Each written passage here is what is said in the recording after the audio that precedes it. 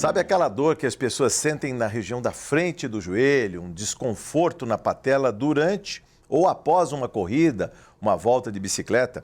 Pode ser a tal condromalácia patelar. Assunto de saúde, tema do programa em discussão de hoje. Os nossos convidados são Dr. Alessandro Félix, que é ortopedista, Jaime Ocampo, que é personal trainer, e Eduardo Signorini Bicas Franco, fisioterapeuta no Instituto Opus Magnum. Sejam muito bem-vindos ao estúdio da TV Alesp. É um prazer conversar com os senhores. Doutor Alessandro, antes de mais nada, vamos falar dessa doença condromalácia. Ela pode ser confundida com outras dores no joelho. Aliás, quem pratica atividade física, o futebol, o esporte, principalmente do final de semana, já deve conhecer algum tipo de dor no joelho. Como não confundir a tal condromalácia, como eu disse na abertura. Bem-vindo, doutor. Boa tarde. Tudo bem, doutor? Muito bem-vindo a todos. A condromalácia nada mais é do que uma sobrecarga da articulação anterior da articulação da rótula ou do fêmur distal dos joelhos, né? Ela corresponde a boa parte das dores nas grandes articulações. Quando a gente fala em quadril, ombros, tornozelos, as dores articulares do joelho são as mais frequentes, de certa forma, e a condromalácia corresponde por boa parte dessas dores articulares do joelho, né? Sim. No caso dessa dor, ela tem a ver com a postura, tem a ver com sobrepeso, tem a ver com atividade física prolongada, às vezes extenuante. A gente vê pessoas aí nas academias, às vezes, ultrapassando limites. A sobrecarga mecânica do joelho tem várias origens. A gente pode atribuir essa dor anterior, essa dor da condromalácia, a excesso de treinamento, a sobrepeso e até mesmo a falta de massa muscular para estabilizar a articulação, para proteger essa articulação desse impacto recorrente, né? A pergunta que todo telespectador faz quando assiste um programa que trata de saúde é: tem cura? Sem dúvida. O tratamento da condromalácia visa, em primeiro momento, tirar a dor. Então, o processo de aliviar o paciente do desconforto, criando em si uma janela de oportunidade que permite ele reabilitar, fortalecer e condicionar a musculatura. Sim. Então, a intervenção do ponto de vista ortopédico envolve principalmente os processos para alívio, para melhora do processo inflamatório e para melhora da dor. Bom, ao longo do programa vamos falar mais do diagnóstico, né, preciso da condromalácia, medicações e também, digamos, possibilidades de cura, vamos dizer, ou de convivência, né, para quem já tem aí um desgaste, uma erosão, né? Mas eu queria ouvir o Jaime Ocampo. Bem-vindo, Jaime, mais uma vez aqui ao estúdio da TV Alesp. Eu agradeço. O que falar da vida moderna, das pessoas que saem aí praticando exercícios, às vezes sem a devida, né, orientação, que fazem as tais corridas de rua, se deparam com lombadas, buracos, calçadas mal aparelhadas. Sim. E às vezes o joelho é o primeiro que sofre. Exatamente. Bem-vindo, Jaime. Muito obrigado, eu agradeço. Para começar, a condromalácia, né, ela ocorre muito por desequilíbrios musculares. Então, quando você vai praticar uma atividade que não está sendo bem orientada ou não tem orientação nenhuma de um profissional da área, a chance disso acontecer cresce infinitamente. Sim. Né, porque você vai aumentar o desequilíbrio muscular. Quando a pessoa pensa em correr, qual é a primeira coisa que ela tem que procurar? Um profissional para orientá-la. E ela precisa começar a fortalecer. Ela pode começar a correr, vou começar a correr. Hoje em dia existe muito mito, né? Que a maioria das pessoas procura a corrida para emagrecer. E não é o exercício aeróbico que emagrece, ele ajuda. Sim. Mas o principal é a musculação. Então a pessoa tem que procurar a musculação. Porque além de ela estar emagrecendo, sim, ela vai estar fortalecendo a musculatura específica. Se ela falar para o professor que ela quer correr, aí o professor vai ter que fazer um trabalho específico, fortalecendo a musculatura de quadril, abdutores, adutores, vasto medial, vasto lateral. Né? Todo o conjunto. A musculatura que envolve o joelho, que vai do quadril até o tornozelo, todo esse trilho anatômico tem que ser fortalecido, tem que ser tratado esses desequilíbrios para aí sim ela começar a praticar uma corrida. Aí ela vai fazer a corrida com segurança. Pode ter lombada, pode ter buraco, pode ter desnível, que o corpo dela vai estar pronto, tanto para absorver esse impacto, como para estabilizar articulação. Jaime, as pessoas sabem disso porque muitas vezes elas observam outras tendo esta orientação e acham que basta olhar e seguir, e vamos aí, vamos Exatamente. correr. E eles têm que tomar cuidado. Por quê? Existem algumas pessoas que já têm uma predisposição a desenvolver a condromalácia. Por exemplo, mulheres. Por ela ter o valgismo, aquele joelho em X, né, o quadril mais largo um pouco, que é o natural da mulher, e o joelho fica aquele formato em X, que chama de genovalgo. Isso já é um fator que é uma predisposição para a condromalácia, porque já causa um desnível, a patela fica mais lateralizada, então a patela saindo do eixo dela começa a ter o desgaste. Então ela já tem uma predisposição, tem que buscar ajuda. As pessoas têm muito isso. Conheço alguém que faz, eu também vou fazer. Nem tudo que é bom para um é bom para todos. Nem tudo que é ruim para um é ruim para todos. Por isso que tem sempre que procurar um profissional para ser bem orientado. Sempre. O que falar, Eduardo? Bem-vindo aí também. Fale dos pacientes que chegam às suas mãos aí como fisioterapeuta. Olá a todos, obrigado pelo convite. É um prazer estar aqui com o Alessandro, o Jaime, você, Jorge. Eu concordo com o que os dois profissionais falaram. Eu acho que do ponto de vista fisioterapêutico, a primeira coisa que a gente tem que fazer quando um paciente desse entra dentro do nosso consultório, principalmente tendo essa dor anterior de joelho, é desmistificar várias coisas, várias alterações que acabam sendo fáceis de fácil acesso para o paciente. Sim. É muito fácil ali entrar na internet e ver condromalácia patelar, condropatia patelar, síndrome patelofemoral, dor anterior de joelho, e ele acaba não sabendo o que de fato ele tem. Na verdade, todos esses termos acabam sendo sinônimos de um termo que a gente considera guarda-chuva, como a dor anterior de joelho ou a síndrome patelofemoral. Quando esse paciente vem com esse diagnóstico de condromalácia patelar, ou seja, esse amolecimento da cartilagem atrás da patela, a primeira coisa é desmistificar que isso é de fato a causa de um problema daquele paciente. O desgaste da cartilagem, hoje em dia, é considerado um processo natural do envelhecimento. A gente não tem como mudar o fato do desgaste da cartilagem. Isso quer dizer que com a expectativa de vida dos brasileiros, a expectativa mundial aumentada, os casos são mais frequentes. Eles podem ser mais frequentes a partir de que aumentam a quantidade de exames de imagem, ou seja, a partir da quantidade de laudos diagnosticando tal alteração. Sim. Só que na maioria dos casos, a alteração da presença do sintoma da dor não está diretamente ligada com essa alteração da cartilagem. Sim. Do ponto de vista fisioterapêutico, a gente gosta de falar que nós não tratamos o laudo, o exame de imagem, mas nós tratamos o paciente em si. Então esse paciente, ele vem de um contexto, ele já vem de uma história prévia, ele já podem ter outras alterações que acaba sendo o principal momento dentro do ponto de vista fisioterapêutico, a avaliação e uma anamnese bem encolhida dentro desse contexto. Eu falei de dor e o senhor falou dos exames por imagem. Isso quer dizer que tem pessoas que podem ou conviver com a dor ou não ter dor alguma e, portanto, não procurar um médico especialista e vai convivendo com esse desgaste. Na grande maioria, Jorge. Assim, o que eu falo hoje, se a gente comparar pessoas que têm dores no joelho e pessoas que não têm dores no joelho, com essa questão da condropatia, a gente vai ver que as pessoas que não têm dores no joelho apresentam as mesmas alterações de pessoas que têm que apresentam também as alterações de condropatia dentro do laudo médico, dentro do laudo do exame de imagem.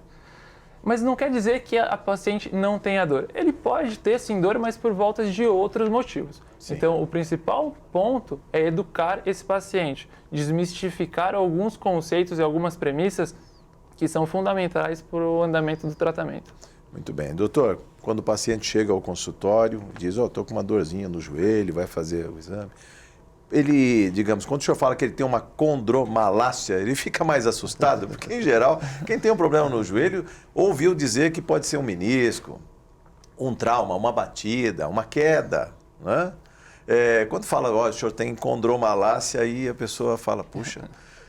Uma coisa que o Eduardo colocou muito bem em relação ao exame, né? Essa questão de desmistificação, acho super importante a colocação que ele fez, porque o diagnóstico ele é clínico, o diagnóstico é pela avaliação, pelo exame, e o tratamento é direcionado pelo que o paciente está sentindo, tá?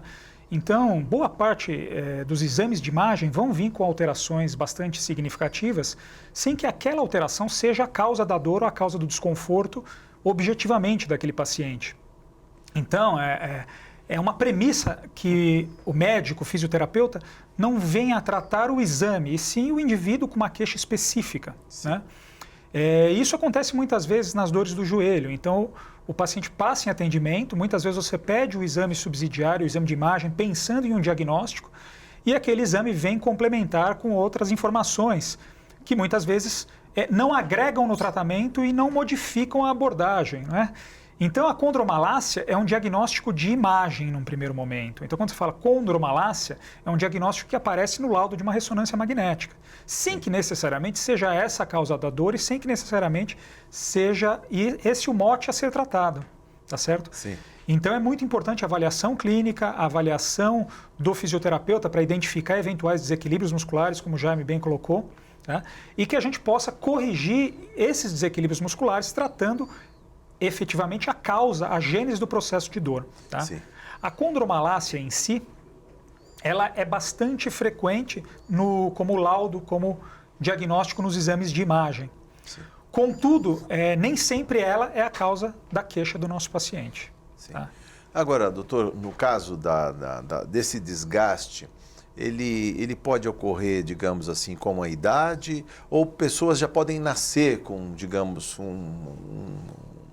essa condromalácia, se pode diagnosticar, ou é o uso ou a postura? A minha dúvida é exatamente isso. Como o senhor disse que pode não doer, a pessoa pode conviver com isso, o temor é que lá na frente ele tenha outros problemas associados. Sem dúvida, normalmente é uma doença degenerativa, uma doença evolutiva, um processo que está associado a uma condição impermanente nossa, né? Uma condição de evolução de desgaste articular, tá? Como o Jaime também já colocou, existem alterações anatômicas que estão associadas a uma sobrecarga maior da articulação patelofemoral, bem como o alinhamento dos membros inferiores, se o joelho é para dentro, se o joelho é para fora. A questão de sedentarismo, sobrepeso, também está associada a um desgaste, a uma progressão aumentada dessa degeneração. Alterações de angulação, versão, então rotação interna, rotação externa dos membros inferiores também pode estar associado com uma evolução mais acelerada ou menos acelerada do processo de desgaste. Sim. Mas, de qualquer forma, o tratamento precisa ser focado novamente não na degeneração em si, mas na queixa específica, na dor. Tá? E muitas vezes, mesmo que o paciente tenha uma condição que predispõe ele a desenvolver um processo de degeneração, se ele tem um bom equilíbrio muscular, se ele tem se ele executa a atividade física com uma correta execução do movimento, muitas vezes ele não vai sobrecarregar e não vai promover dor e também não vai evoluir esse processo, que é o mais importante. Então, o objetivo do tratamento visa barrar a evolução do processo de degeneração e desgaste. Quero até ouvir o Eduardo quando fala desse, porque eu imagino que cada paciente tem um tratamento customizado, dirigido para ele, é isso? Exato. O que vai ditar o tratamento é justamente essa avaliação. Nessa avaliação vai conter desde pessoas sedentárias que possuem dor, vai possuir corredores que têm dor, jogadores de futebol, atletas amadores e tudo mais. Então, entendendo o contexto dessa pessoa, avaliando ele dentro do contexto dessa pessoa, é onde a gente vai adotar as melhores medidas para o tratamento. O tratamento, na maioria dos casos, é conservador, ou seja, não precisa de intervenção cirúrgica. Fica dentro da fisioterapia, acompanhado sempre de um médico e de um personal, ou seja, de uma academia, seja de forma personal ou não. Esse trabalho interdisciplinar, ou seja, múltiplas profissões, com um objetivo em comum e com uma pessoa-alvo diante disso tudo, é o que dita o melhor prognóstico dessa pessoa. Sim. Sobre a questão do joelho, ainda mais quando você falou em esportista, eu digo aqui o esportista de fim de semana, aquele que não faz nenhum tipo de aquecimento. Já entra no campo ou na quadra daquele jeito, né? Já chamou para substituir, troca o time, tem hora para entrar, hora para sair e muitas vezes não tem a devida cautela com o joelho. Pode ser um trauma, pode ser uma queda, mas aquele que começa a sentir uma dorzinha, e em vez de procurar um especialista, ele começa a tomar aquele medicamento para evitar a dor. Eu conheço muita gente que faz isso, que antes de entrar em campo, mesmo sem dor, já toma um remedinho, já toma um flex ali para para chegar até o final e não sair antes do término do jogo. Eu gosto de falar que o melhor tratamento é a prevenção, né? Evitar que se instale uma lesão, se instale um sintoma, no caso a dor ou uma perda de função, para ele começar a fazer alguma coisa. Tá. Pelo que você me falou, eles tomam um remédio como uma medida preventiva, só que não acaba sendo isso. A medida preventiva acaba sendo o acompanhamento por essas 3 posições que a gente está falando. Sim. Então... Esse vai ter dores piores lá na frente. Exatamente. Se não ficar incapacitado para o pode... futebol, a gente já está deixando essa pessoa no churrasco, mas ele ainda insiste com o futebol. Se esse atleta de final de semana já possui uma tendência a ter dor, ele está inibindo isso através de um medicamento externo, certo? Sim. De uma forma externa. Tá. A dor para a gente acaba sendo um fator de proteção, que vai impedir com que, teoricamente, o corpo dele ultrapasse esse limite, ultrapasse esse limiar. Fica melhor isso, doutor, que a dor é proteção, embora as pessoas fujam da dor. E muitas vezes tomam medicamento sem nenhuma orientação médica, mas eles, para evitar a dor, ou só a memória de uma dor que já teve no passado, às vezes lancinante em jogos de futebol, por exemplo, em quedas, traumas, ele já toma um remedinho já para evitar essa dor. E a dor exatamente para ele parar, para ele reforçar a musculatura, é isso? A dor pra gente mostra que alguma coisa está errada. Alguma coisa do nosso corpo não está funcionando da maneira correta. Para isso que existem essas profissões da área da saúde que a maioria das pessoas acabam negligenciando, justamente para evitar o processo de reabilitação, mas sim um processo de prevenção. Sim. Nesse caso, a dor, ele vai estar inibindo, ele vai estar utilizando do corpo dele ao extremo. Atletas de finais de semana já saíram estudos que têm uma tendência, uma incidência de machucar até mais do que atletas profissionais. Essa é a questão de só jogar durante o final de semana. Só que durante a semana, o que ele faz? Ele não tem um tempo de se adaptar, de se preparar para tal. Então, são todos fatores de risco que devem ser colhidos numa anamnese, numa avaliação inicial. Jaime, esse que dá a máxima potência em campo, esse é um perigo, né? Esse é um perigo, com certeza. Porque normalmente ele não se prepara para isso, né? Ele não tem um acompanhamento. Tá. Apesar que hoje em dia, muitas pessoas já estão procurando as academias, estão procurando personagens trainers, que hoje nós temos uma cultura de saúde muito maior do que anos atrás. Até por isso que a expectativa de vida está aumentando, né? Sim. Então as pessoas estão procurando isso com mais frequência. Esse atleta de final de semana, que já criou essa consciência e durante a semana está praticando sua atividade, fala que pratica o esporte dele, seja futebol, seja vôlei, handebol. Hoje em dia, muitos atletas jogam futebol americano de final de semana. Então, esses que hoje já se preparam, o índice de lesão acaba diminuindo e diminuindo muito. Sim. Mas tudo vem, como o doutor falou, prevenção. A prevenção é sempre o melhor remédio.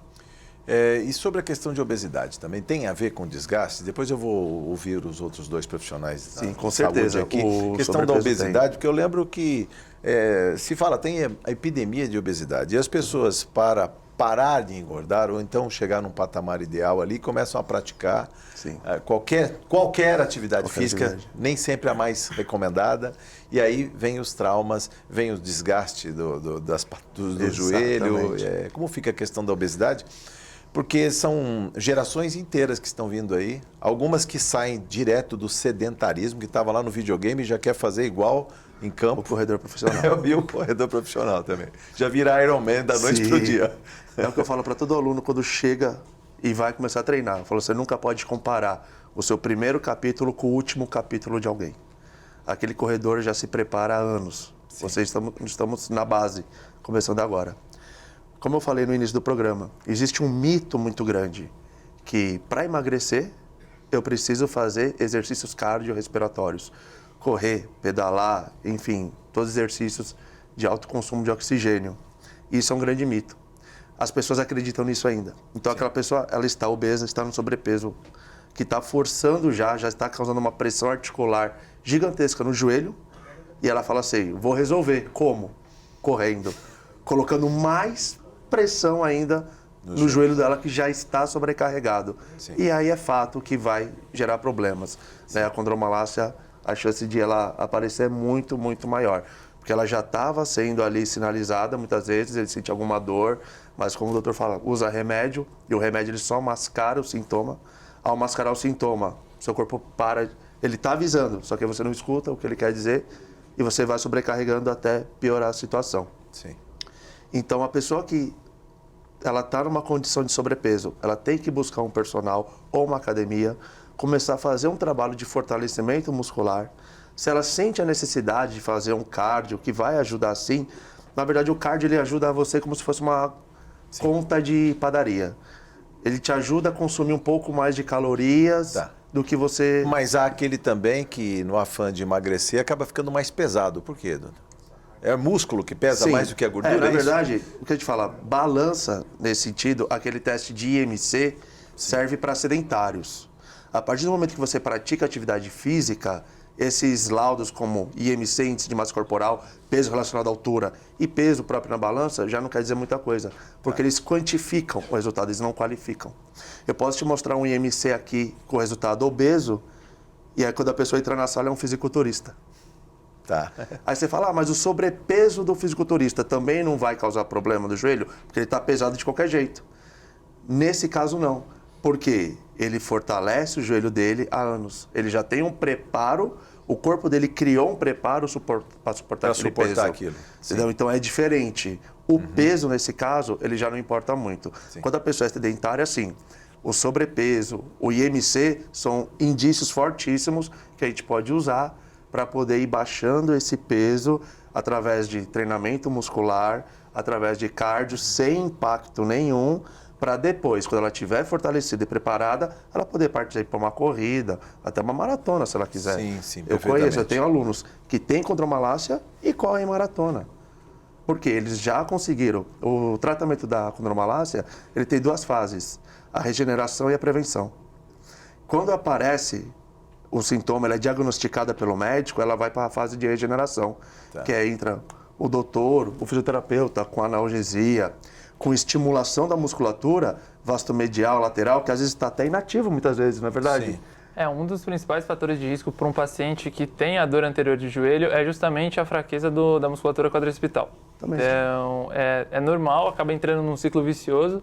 Ele tem a dor vai inibir com que ainda mais uma musculatura que já está fraca, então entra num processo vicioso. Então, medidas para tirarem a dor, como o doutor falou, medidas de treinamento, como o Jaime falou, são o melhor remédio. Aí quando ela sai dessa fase de analgesia, essa de regeneração, aí ela cai na mão do personal, que é a fase de prevenção, onde a gente vai trabalhar esse fortalecimento muscular, vai trabalhar esse desequilíbrio muscular para ela poder ter uma vida normal. A pessoa com condromalácia, depois de diagnosticada, depois de tratada, ela tem vida normal. Sobe dessa escada, senta, levanta, corre, sem sentir dor nenhuma. Quero ver ainda o doutor Alessandro ainda sobre essa relação condromalácia e obesidade, ou seja, a população vive mais, né? Envelhece e ainda está mais pesada. Isso tem um desgaste natural da cartilagem do joelho. Deve ser a primeira geração no mundo, doutor, no mundo, estamos falando não de Brasil, mas no mundo, em que até os pobres são obesos, né?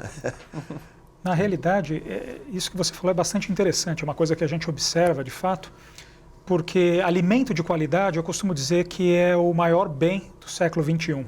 Tá? Hoje, os alimentos mais baratos são os alimentos que têm maior quantidade de calorias, que têm maior quantidade de açúcares, lípides, e são os alimentos que vão promover um ganho de peso muito mais consistente. Né? Sim. Então, o alimento de qualidade é um bem extremamente caro. Então, isso que você colocou é muito importante em relação à obesidade e questão de poder aquisitivo. Isso é verificável nos consultórios, aliás, nas ruas. Não precisa andar muito para ver que as pessoas estão cada vez mais pesadas, né? Sem dúvida. Com relação ao peso na articulação do joelho, tá? A gente tem um trabalho bastante clássico em doenças degenerativas, em artrose do joelho, que fala em postergar os sintomas do desgaste, os sintomas da artrose. E quando a gente perde, o paciente perde cerca de 10% do seu peso, não precisa ficar no peso ideal. Mas se ele perder 10% do seu peso, ele consegue postergar aqueles sintomas em até 5 anos. Para tamanho impacto da sobrecarga relacionada ao sobrepeso. Né? Sobrepeso, bem como já me colocou, em termos de composição corporal, em termos de gordura, e não o sobrepeso subjetivo em relação à massa muscular. Porque o músculo, se o paciente ele tem uma musculatura boa no quadríceps, tá? Se ele tem uma quantidade de músculo bom, muito provavelmente ele não vai ter dor anterior. Existe uma relação direta, bastante objetiva também, em relação ao quanto esse paciente tem de músculo e o quanto ele é sintomático em relação àquele desgaste. Sim. Então isso é bastante objetivo. Pacientes com o mesmo grau de degeneração, com o mesmo grau de desgaste, têm sintomas diferentes. E essa sintomatologia, a queixa de dor, está muito relacionada à quantidade de massa muscular que aquele paciente tem para proteger aquela articulação. Sim, isso, a gente está falando muito da medicina e o esporte, doutor, mas eu queria também que o senhor falasse da questão laboral. A gente ainda tem trabalhador que puxa caixa, que pega saco, que carrega navio, que descarrega caminhão, container. É fácil encontrá-los, inclusive, nas centrais de distribuição de alimentos como o CEAGESP, que colocam aquele saco com 50 quilos na cabeça e carregam, quer dizer, imagina a pressão sobre os joelhos com isso. Essas pessoas estão mais suscetíveis a esse tipo de desgaste, elas podem apresentar a condromalácia? Vamos lá. Isso é um conceito importante para a gente entender. Tá? Atividade física que promove ganho de massa muscular, que promove benefício articular, é aquela de grande intensidade e curta duração, com um período adequado de repouso, tá? Um período adequado de recuperação. Então você tem um estímulo que promove um grau, então para que você tenha ganho muscular, para que você tenha benefício para a cartilagem, precisa haver um estímulo que vai provocar um microtrauma, uma pequena lesão, e esse reparo sempre acontece por um grau superior ao estágio inicial. Isso é a curva de treinamento. É assim que acontece a melhora da massa muscular, a melhora da cartilagem. Tá? O que acontece com esse trabalhador é que ele tem um impacto, ele tem um trauma que é continuado. Sim. Ele, ao longo do dia, não tem um trauma por um período e um período grande de recuperação, mas sim um trauma, um impacto continuado, tá certo? Sem que ele tenha um período adequado de reparo e sem que ele tenha um trabalho também de proteção. Sim. Então existe, sem dúvida, as pessoas que trabalham com atividades extenuantes nesse aspecto, com atividades de alto impacto nesse aspecto, existe uma predisposição maior, sem dúvida, para os processos de desgaste, tanto de joelhos quanto quadris, coluna e outras articulações envolvidas no movimento repetitivo, tá certo?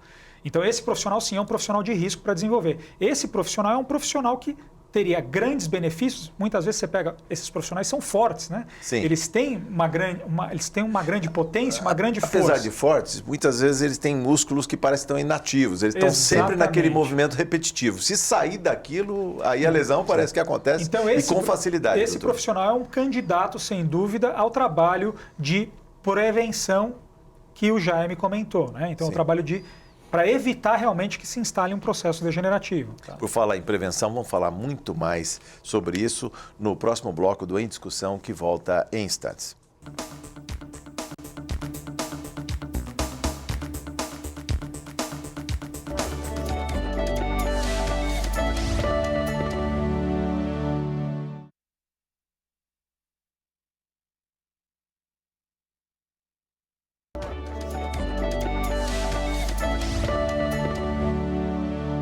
Estamos de volta no programa Em Discussão, hoje falando de saúde, da condromalácia patelar, que é o desgaste na cartilagem do joelho. No intervalo falávamos aqui da predisposição, digamos assim, das mulheres em ter a condromalácia, e eu perguntei para o Jaime sobre a questão do uso de salto e o salto gasto, aquele que parece que força o andar desajeitado até da mulher.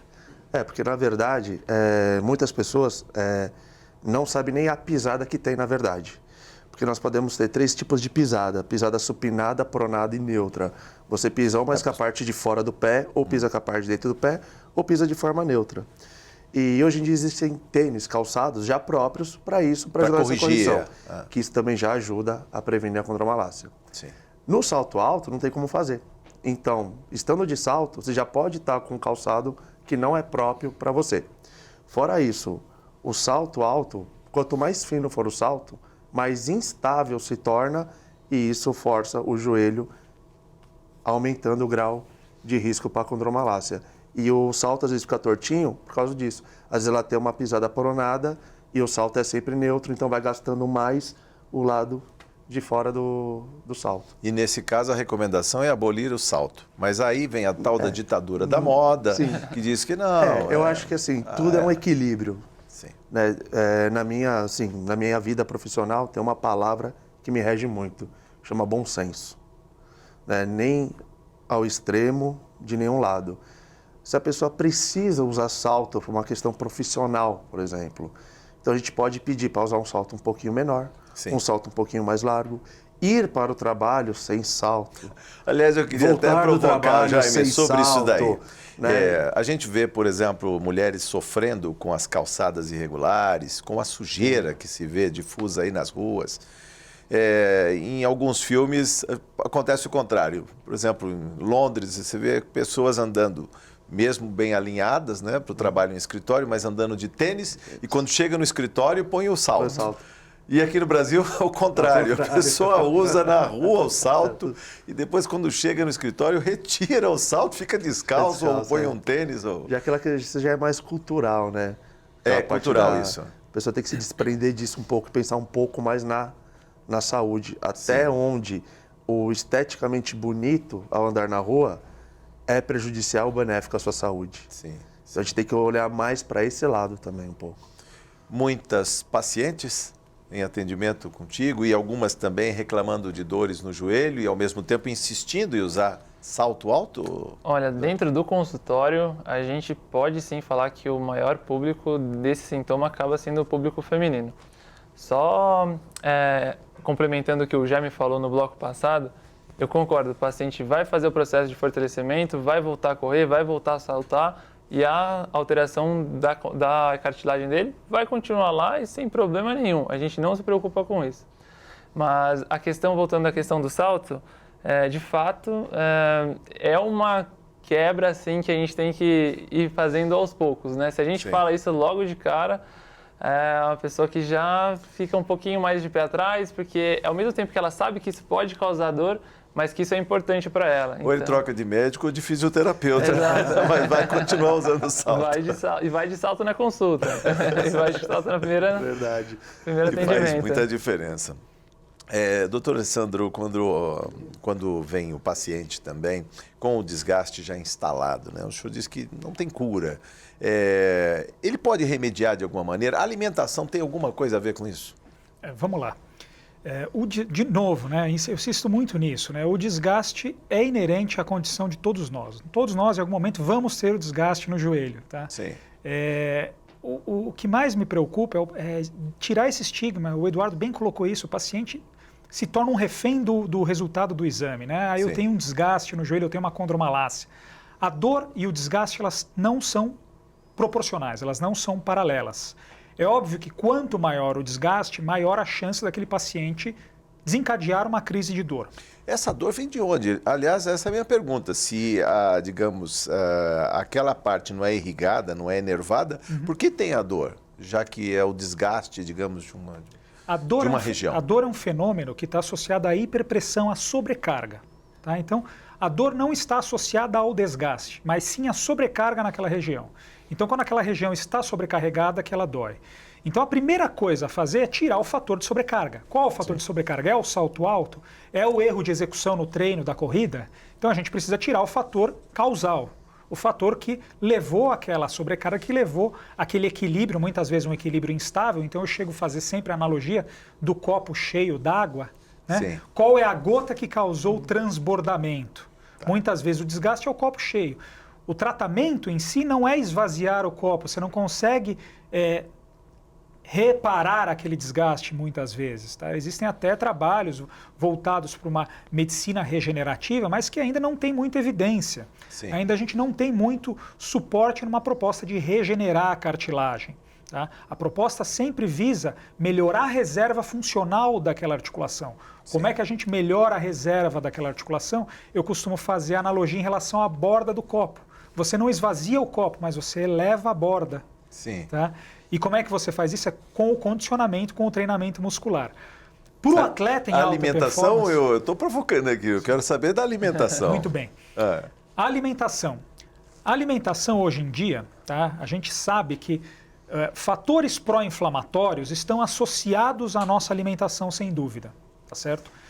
Então, você ter uma alimentação num contexto mais anti-inflamatório, e isso é possível, você buscando a ajuda de um nutricionista, com orientação de profissionais de saúde, buscar uma alimentação que seja menos pró-inflamatória, que seja um menor gatilho de inflamação, sem dúvida você diminui a inflamação, diminui o processo de dor e você consegue controlar melhor isso. Tá? Também a alimentação, obviamente, está associada com a relação de peso e massa de gordura. Então, você melhorando a qualidade da tua alimentação, você vai diminuir inexoravelmente massa de gordura, você vai diminuir peso e isso vai diminuir a sobrecarga sobre a articulação. Então, o processo inflamatório, muitas vezes, ele também tem outras questões bioquímicas, que não só mecânicas. Então, o processo de dor tem causa mecânica, o processo tem causa de sobrecarga, mas você também tem questões químicas inflamatórias, de mediadores inflamatórios, interleucinas, que podem ser regulados com uma alimentação mais anti-inflamatória, sem dúvida. O que seria uma alimentação anti-inflamatória? Tá? Uma alimentação que seja pobre em carboidratos simples, tá? Que seriam, seriam farinhas e açúcares. Farinhas e açúcares. Farinhas e açúcares, basicamente. Pão, macarrão. Exatamente. Tá. A gente pode entrar em algumas discussões polêmicas sobre alimentos com potencial alergênico, por exemplo. Leite, existe uma discussão se o leite pode ser pró-inflamatório numa alimentação. Então você tem alguns guidelines, algumas recomendações, como a recomendação canadense, que diminui muito o consumo de leite, pensando numa alimentação mais anti-inflamatória. Então, num contexto de inflamação, de artrite, talvez seja interessante também diminuir alguns alimentos com potencial mais alergênico. Sim. Tá certo? Eu quero ouvir do Jaime também sobre a questão de alimentação, que parece que faz toda a diferença. Eu quero saber também antes se é mito ou se é verdade, porque lá atrás, qualquer boteco de esquina se encontrava lá uma alimentação, digamos, que tivesse cartilagem. E hoje parece que alguns bares descolados ainda tem caldo de mocotó. O pessoal deve procurar o caldo de mocotó, tá com dor no joelho. Geleia de pé de galinha. Ninguém, puxa vida. É complicado.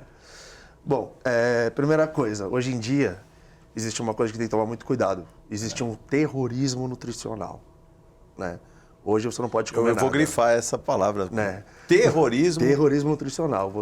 Hoje você não pode nem fruta comer direito, porque fruta engorda. Né? Então, não é assim. É o que eu falo, equilíbrio, bom senso. Tem alguns alimentos que não fazem bem para o organismo, nós já sabemos disso.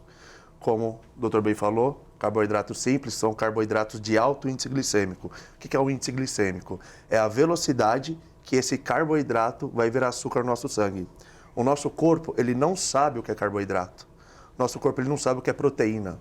Nosso corpo sabe o que é glicose e o que é aminoácido. A proteína vai ser transformada em aminoácido. O carboidrato vai ser transformado em glicose. O carboidrato complexo, os grãos, os alimentos integrais, vai virar como se fosse um gota-gota. Vai virando açúcar aos pouquinhos no nosso sangue. O carboidrato simples, açúcar, farinha, essas coisas, é uma bomba já de açúcar. O seu pâncreas tem que liberar muita insulina e começa a causar alguns desequilíbrios. Tá? Não que a insulina seja um vilão, não é isso. Porém, você criando, né, uma sensibilidade maior à insulina, aumenta o adipócito de gordura. Então tem que tomar muito cuidado com isso. Só fazer uma colocação, isso que ele falou é bastante interessante e esses adipócitos, aí sim entra o contexto inflamatório que você me perguntou, né? Tá. O aumento dos adipócitos, então, picos de insulina, né? Quando a gente ingere os alimentos de alto índice glicêmico, promove, faz com que esse açúcar vá direto para o adipócito. E esse aumento do adipócito, aí sim você está falando de aumento de mediadores inflamatórios, como por exemplo TNF-alfa, interleucina 6, que estão intimamente relacionados ao adipócito e a um perfil metabólico pró-inflamatório. Então aí, respondendo à pergunta que você me fez, ele colocou muito bem a questão do pico de insulina e dos alimentos de alto índice glicêmico. Que podem fazer toda a diferença, então? Pode fazer toda a diferença.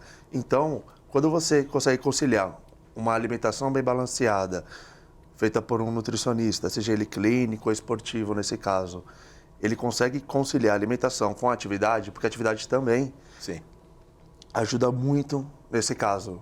Né? Alguns isoleucócitos como o 4, o 10, o GF1, todos eles agem diretamente no joelho, ajuda a preservar essa cartilagem. Então não é mito não, se a pessoa tiver uma alimentação... Se ela tiver uma alimentação balanceada, tanto pela parte química como pela parte mecânica, digamos, do alimento, vai auxiliar. Vai auxiliar. Baixando o sobrepeso da pessoa vai auxiliar e alguns mecanismos químicos, porque a pessoa que tem um grande depósito de gordura, ela tem uma inflamação maior.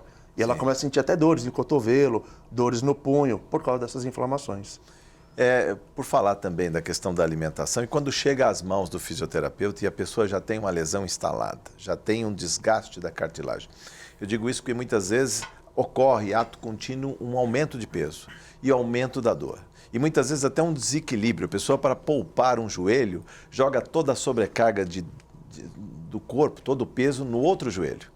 Já vi casos isso. assim, de pessoas que chegam no médico e falam, eu estou com uma dor no joelho, o médico olha o outro e fala, mas o seu problema está aqui. É o que a gente comentou antes em relação à dor no mecanismo de proteção. Se a gente não faz nada no primeiro momento, já vai gerando algumas alterações a nível cerebral relacionadas à dor, que a gente vai querer proteger esse membro. Em compensação, quem vai sofrer com isso vai ser o lado contralateral.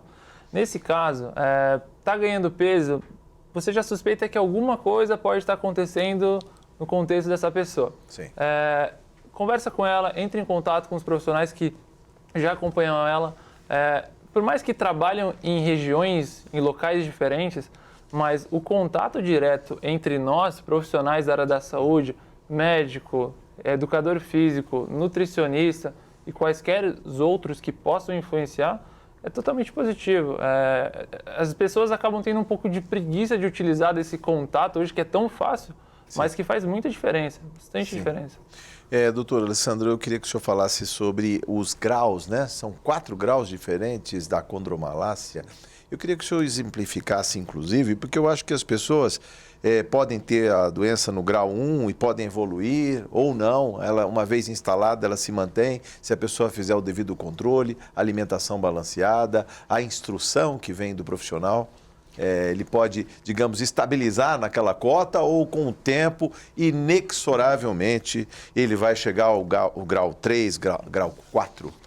O importante entender é que a lesão da condromalácia muitas vezes não é uma lesão circinada, não é um processo restrito a uma região pontual, e sim um processo difuso na cartilagem. Sim. Tá? Você falou dos graus de evolução da doença.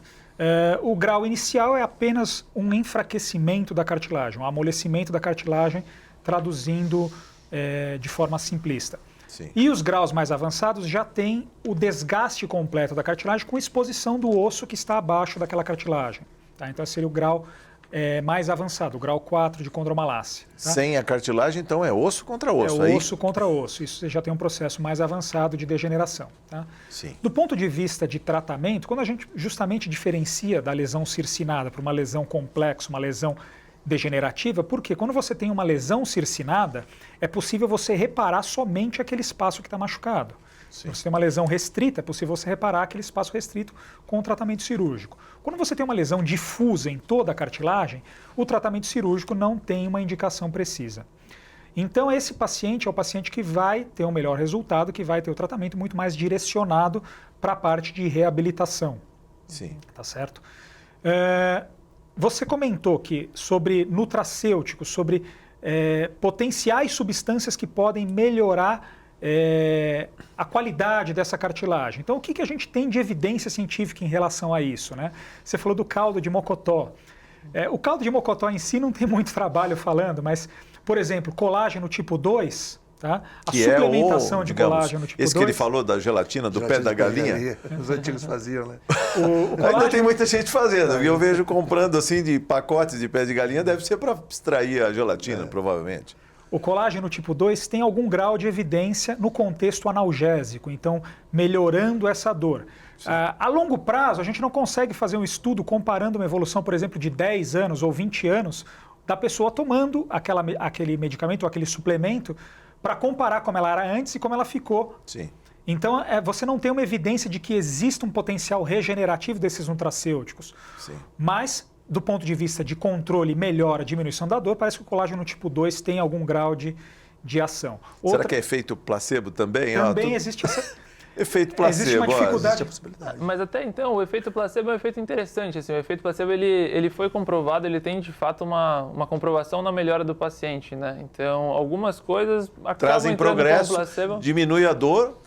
Uma das diretrizes que a gente atua hoje na medicina, a gente respeita 3 princípios. A melhor evidência disponível hoje no ramo internacional, as experiências prévias do terapeuta e as crenças do próprio terapeuta.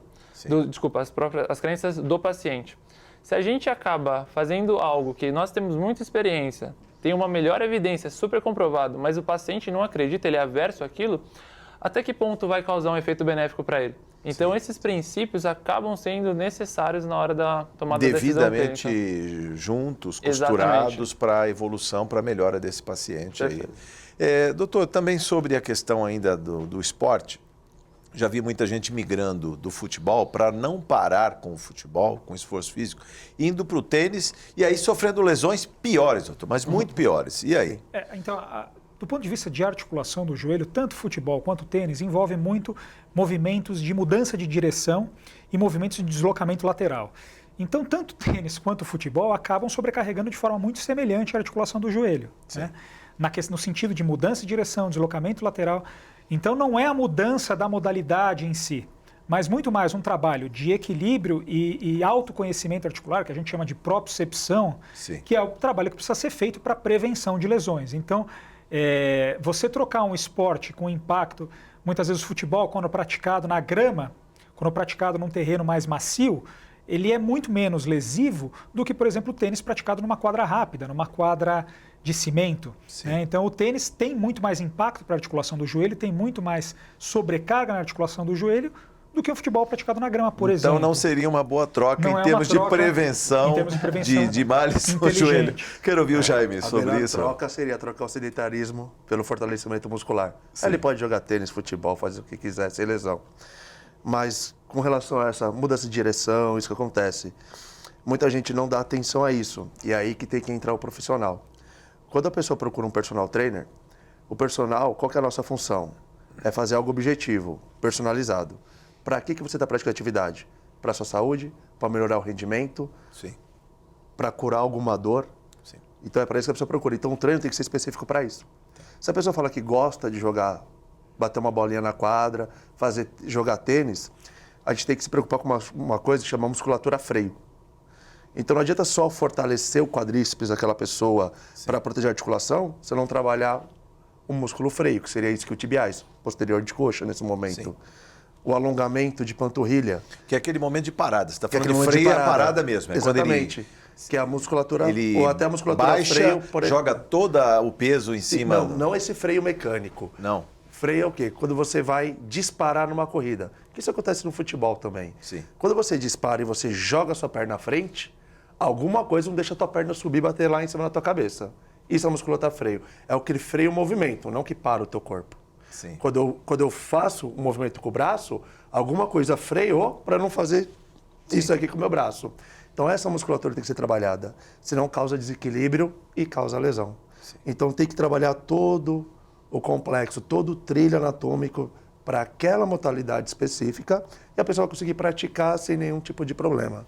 E aí isso tem que ser avaliado. Já viu também essa migração das quadras aí? Parece que tem a ver com o status da pessoa, mas muitas vezes ele, para evitar o trauma numa quadra, num campo, ele vai para não ficar parado, né? Ele vai jogar tênis, porque não tem o impacto, né? Não, perfeito. E aí chega no tênis, começa a dar problema na articulação, no braço, no ombro, nos joelhos. Cada esporte hoje, eles possuem muito bem as principais lesões que cada um desses esportes acaba desenvolvendo. Está muito vinculado a fatores relacionados ao esporte, seja ele o fator biomecânico, o gesto esportivo. Então, o gesto esportivo de um jogador de futebol é totalmente contrário de um jogador de tênis. Então, cada um desses esportes, cada uma dessas peculiaridades acaba tendo a maior chance de desenvolver determinada lesão. Independente do nível que ele vai praticar o esporte, seja de nível amador ou profissional, de alto rendimento. Hoje, a prevenção acaba sendo primordial para eles seguirem, para eles terem um caminho mais longo dentro desse esporte. Esporte de alto rendimento, é o que a gente considera que não é sinônimo de saúde. Não é. Não, está longe de ser considerado saúde. É um atleta que dificilmente ele convive sem a dor, é um atleta que já está acostumado com a dor, o que é péssimo, é um atleta que soube conviver com a dor. É um atleta que sempre tem a questão de voltar a estar dentro de campo, ele não pode ficar preso no departamento médico. Então, o esporte de alto rendimento hoje, infelizmente, ele não é considerado como saúde. E o grande problema da população amadora é que não tem essa definição. Acham que os atletas da elite, eles estão sempre bem. Eles estão sempre convivendo bem. Não é verdade, não é verdade. Muito pelo Não é contrário. verdade. Muito Eu pelo acho que contrário. é muito bem colocado pelo Eduardo, e eu acho que a gente complementa esse conceito muito mais do que o esporte de alto rendimento, mas o esporte competitivo. Então, quando a gente coloca um contexto competitivo no esporte, seja um jogo, uma disputa amadora, uma disputa recreacional de final de semana de futebol, seja uma dupla de tênis disputando, Sim. né? Quando a gente coloca o caráter competitivo no esporte, Sim. você deixa o contexto de saúde de lado. Então, você potencializa um risco de uma eventual lesão. Tá? Ou coisa pior, ou uma coisa síncope pior. no meio do campo. Ainda que, ainda que você coloque a competição muitas vezes contra o espelho ou contra o relógio, Sim. o aspecto competitivo do esporte, fugindo do recreacional, fugindo do esporte como modalidade para a qualidade de vida, acaba sem dúvida aumentando o risco de uma lesão, aumentando o risco de um trauma. Já estamos caminhando para o final, doutor, mas eu tenho que dizer para o nosso telespectador que pegou até essa conversa em andamento, né? Está curioso para saber da condromalácia. Por exemplo, um joelho solto, um joelho que estala, isso pode ser, digamos, um sinônimo, alguma coisa de uma doença, de um mal que pode se instalar e levar a condromalácia também ou não? Um estalido articular, um joelho com estalido, isso não é um problema do ponto de vista biomecânico, tá certo? A gente precisa sempre analisar aquele estalido para entender se aquele é um estalido que provoca dor, se aquele é um estalido que está associado a uma sobrecarga e um processo inflamatório. Sim. Um estalido que não está relacionado a sobrecarga, que não está relacionado a processo inflamatório, que não está relacionado à dor, é algo que do ponto de vista ortopédico não traz preocupação. Tá? Bom, ainda sobre essa questão, doutor, falei do joelho que pode provocar um estalo, mas quando esse estalo vem acompanhado da dor, faltou isso. Só quando tem aquele estalido é que a pessoa sente aquela pegada, aquela fisgada. Isso pode ser também... Pode ser um problema, pode ser ou uma lesão traumática, aí a gente pode, muitas vezes o estalido está associado com uma lesão do menisco, é muito comum. Uma plica sinovial, o que é uma plica sinovial? As estruturas interpostas entre a articulação do fêmur e da patela, aquela plica ela pode sofrer um ressalto que é doloroso, que pode desencadear um processo inflamatório, e aí sim a gente tem uma indicação de tratamento, seja o tratamento com alongamento das estruturas capsulares, com manipulação, seja o tratamento com intervenção. Remédio por conta própria nunca, jamais, né, doutor? Como o Edu bem colocou no outro bloco, a medicação sintomática tira a dor, muitas vezes mascara o processo e não trata a gênese do processo, né? Qual o contexto para a gente usar a medicação? O contexto para se usar a medicação é sempre viabilizando um melhor momento, uma janela de oportunidade sem dor que permita esse paciente reabilitar. Então, a medicação ela deve sempre ser usada num contexto de reabilitação, nunca num contexto de permitir ele executar alguma coisa que leve à sobrecarga. Bom, vamos a uma rodada de considerações finais. 1 minuto, Eduardo Campo. O que faltou dizer? Né? Não, eu acredito que, por mais que o tempo tenha sido um pouco curto, mas acredito que foi bem contemplado o assunto. Concordo com tudo que todos os profissionais falaram aqui. De novo, se um paciente fez um exame de imagem, tem uma alteração de cartilagem, não se desespere, procure um profissional da área, tire suas dúvidas. A desmistificação e a educação praticamente já é 50% do tratamento. Então, não se desespere, você vai poder correr, você vai poder fazer atividades físicas como antes. Dificilmente o problema, a causa da sua dor vai estar vinculada a essa alteração de cartilagem. Muito bem, muito obrigado. Muito obrigado. Agora sim, Jaime Ocampo. Eduardo Franco e Jaime Ocampo. O que faltou dizer, Jaime? Só completando, você perguntou às vezes, um joelho mais solto. Sim. Nesse caso, a frouxidão, né, ligamentar, a frouxidão articular, ela pode sim, né? Ou questão de trauma não, mas a frouxidão pode. auxiliar, porque causa um desequilíbrio, causa uma instabilidade no joelho. Sim. Tá aí mais uma vez que as mulheres têm mais predisposição, porque as mulheres têm uma frouxidão articular, tanto que mulher já é inerentemente mais flexível que o homem, porque ela tem essa frouxidão articular. Então, já é mais uma coisa que causa uma predisposição na mulher a desenvolver a condromalácia. E prevenir é possível, inclusive Prevenir é possível. os homens, mesmo aqueles que estão obesos, E um pouquinho fora de uma peso. quebra de mito rapidinho que eu vejo acontecer muito por aí. Sim. Quando a pessoa tem condromalácia, colocam ela na academia ou em algum lugar para fazer isometria e movimentos curtos. E não é isso. Quando a gente vai trabalhar o fortalecimento da condromalácia, a gente vai no limite da dor do aluno. Sim. Então, assim, não é regra 45 graus, por exemplo. Sim. Se o aluno sente dor com menos de 45 graus, é com menos que vai trabalhar. Se com mais que Nunca 45, chegar no limite, né? ele não sente dor. Se ele não sentir dor nenhuma em 90 graus, ele pode fazer. O limite da dor do paciente é que vai dizer qual grau de amplitude de trabalho. E não uma regra já pré-meditada que não já caiu por terra isso.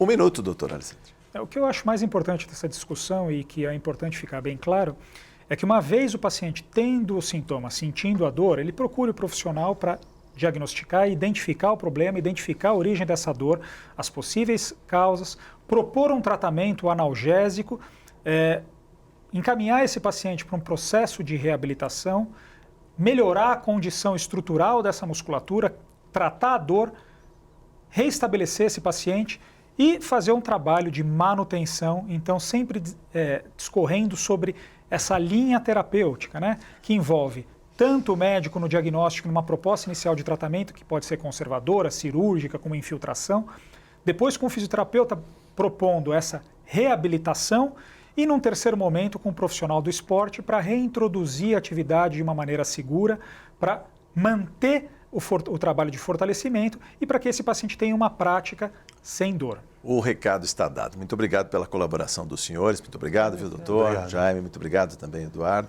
Lembrando que este programa também fica à disposição na nossa página no YouTube. Muito obrigado por sua audiência. Até o próximo Em Discussão. Eu espero você.